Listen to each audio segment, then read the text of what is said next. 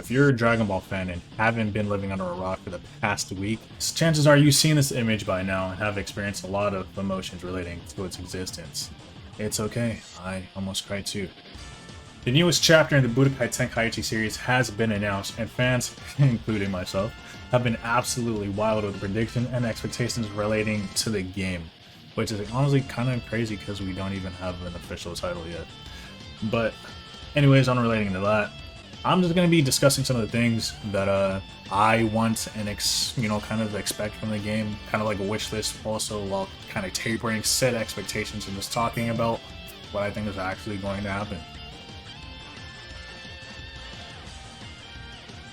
And first up, we're going to be talking about the characters, because it's probably the most important thing that anyone cares about, to be honest. With a game like Tenkaichi, it's known for having a roster. I want to say Tenkaichi 3 had anywhere up to I want to say the marketing part was 200 characters and 60,000 possible matchups.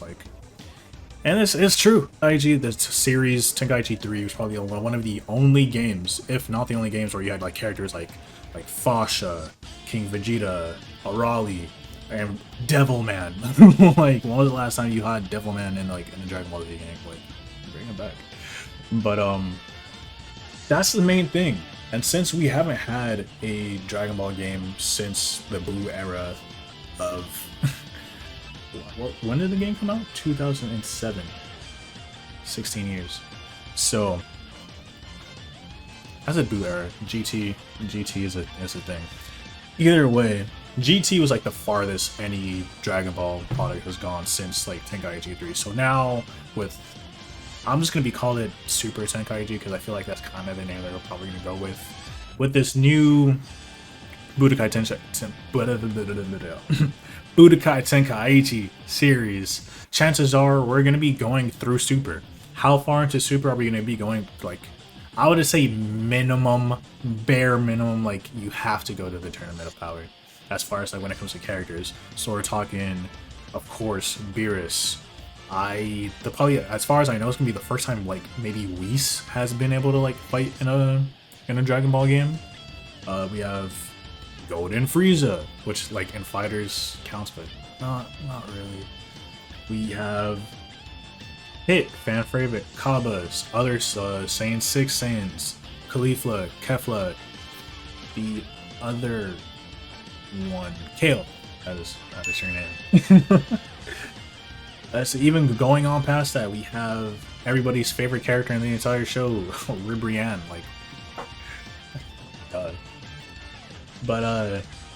Characters I feel has a good chance to have a good selection. Jiren, of course. I feel it's kind of a given. Why would you go to the Tournament of Power and not have Jiren?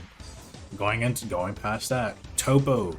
All of these characters, I want to say that I don't play Xenoverse, but I would imagine that they're in Xenoverse already and they're playable, but it's not Tenkaichi. If they really want to absolutely blow people away, which again, this is a wish. I personally don't even think it's gonna happen, but wish versus expectations, I would wish that they go all the way up until the granola arc, Planet Cereal, all of that.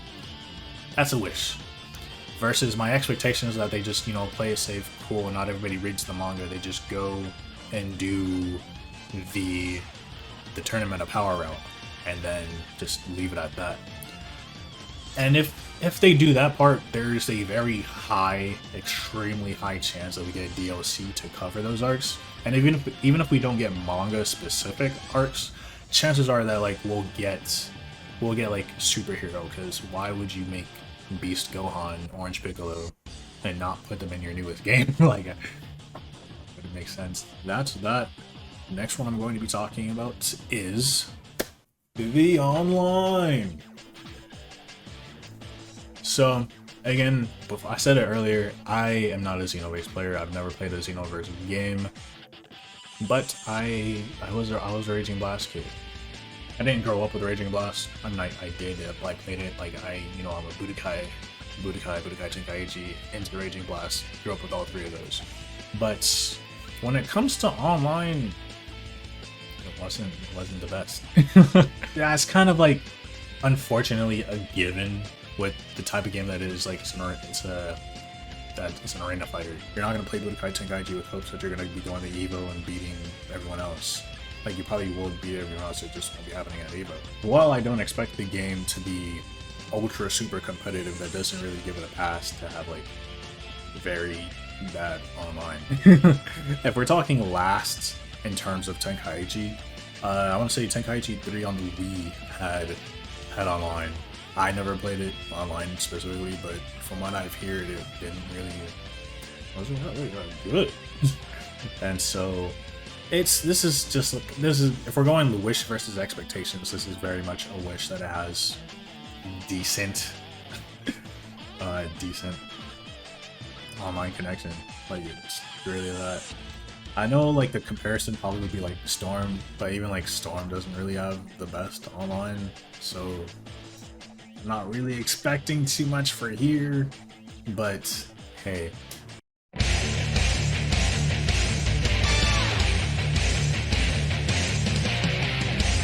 This probably should have been with like characters in the first part, but I just thought about this now. I had it written down on the script, but it's not. I'm talking about it now. So a cool thing that has been happening in a lot of recent-ish, within like the past 5-7 years in Dragon Ball games, are a lot of like technically non-canon characters becoming canon. And so what I'm talking about, the first one that comes to mind, you know, as a successor to the Tenkaichi series was like Super Saiyan 3 Vegeta and Super Saiyan 3 Broly and Raging Blast.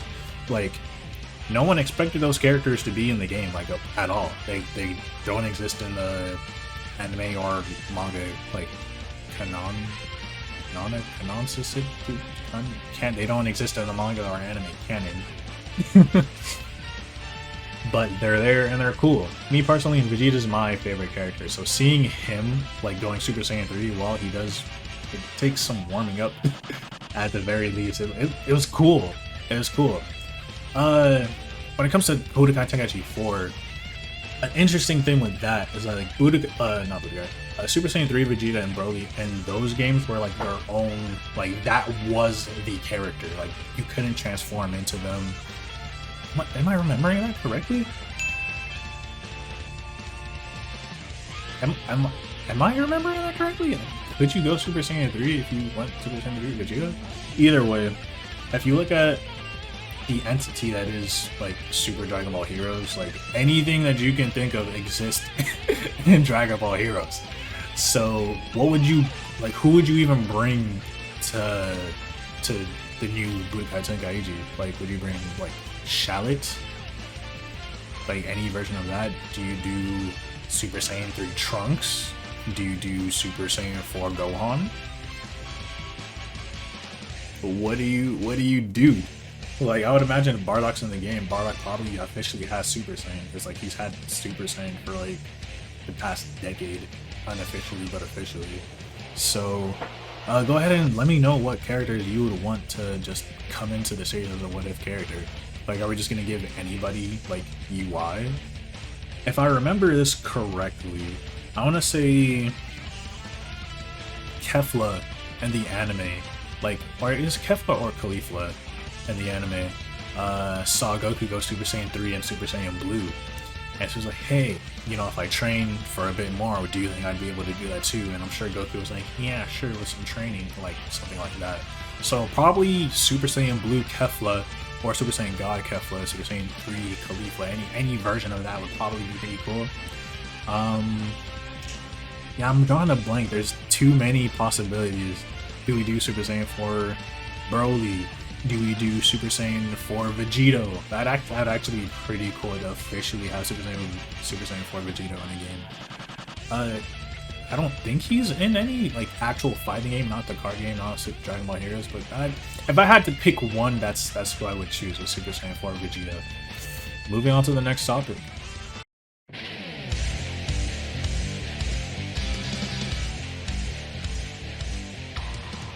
And so a big part of the hype when it comes to Tenkaichi is specifically clashes, beam struggles. And again, if you've been on Twitter or the internet recently, there's all these memes about like, hey, Budokai Tenkaichi just came out, can't wait to buy 10 different controllers because I'm about to controller noises. about on the controller to like win clashes. Personally, I want clashes to come back their hype. Like it's pretty much it. They're cool. How they're handled though with the whole like spinning, mashing, I think in every series it's been spinning. But I don't know if there's a feasible way to change how they work. Like as far as like determining who wins. I don't know how that goes. Because personally, controllers are expensive. Like you have PS5 controllers, Xbox controllers going for like $100-$200. Granted, those are like primo controllers. But then like regular controllers, even like Joy-Cons, this is not coming to Switch. You have Xbox controllers and then DualSenses that cost like $60-$70. And it's like, I don't want to have to buy more controllers because I'm but like that kind of era where it comes to like not mashing but like spinning has kind of like faded out in recent memory. So I don't know how they'd incorporate that if they choose to bring clashes back, which again I hope they do. But like, do you go the Storm 1 route where you just do a bunch of like specific button presses, and then if you mess up you kind of get pushed into your beam, so you mess up? I could feel that being okay, kind of, sort of. It kind of takes away from just the climactic, oh, we're clashing, but it's at least it'd still be in the game. So again, let me know how you guys feel about that particularly. Just thinking about it because of online, expectation is that it's not in the game, but I really do hope that they keep it in the series in the game. Comment, let me know what you guys think, and I'll see you guys in the next one.